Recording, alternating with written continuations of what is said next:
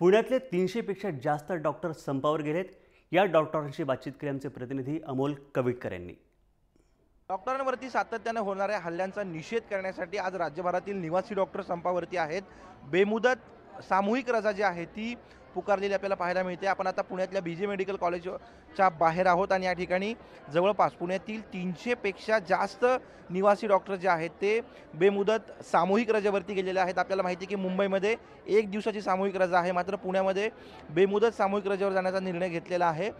ज्या घटना धुळ्यामध्ये घडली, जी घटना मुंबईमध्ये घडली आणि औरंगाबादमध्ये घडली, तशाच प्रकारची घटना पुण्यामध्ये सुद्धा काही दिवसांपूर्वी घडलेली होती। मात्र त्यावेळेस सुद्धा अशा प्रकारची निदर्शनं केली, मात्र केवळ आश्वासनांची बोळवण केली गेली आणि पुन्हा वारंवार तसेच प्रकार जे आहेत ते घडताना पाहायला मिळत आहेत। काय तुमची नेमकी भूमिका आहे? सातत्याने हल्ले होतात, तात्पुरती घोषणा होती, मात्र पुढे काहीच होत नाही। तर आज आम्ही या ठिकाणी जे जमलेलो आहोत, हे मागील आठवड्यात जे 4 घटना घडल्यात, खरे तर त्याचा निषेध करण्यासाठी या ठिकाणी आम्ही सर्वजण जमलेलो आहोत। वारंवार आश्वासनं देण्यात येतात, केवळ त्यांची पूर्तता अजूनही झालेली नाही आहे। आम्ही प्रशासनाला एवढं सांगू इच्छितो की आता वेळ आलेली आहे की तुम्ही डॉक्टरांच्या सुरक्षेकडे आता लक्ष द्यायला पाहिजे।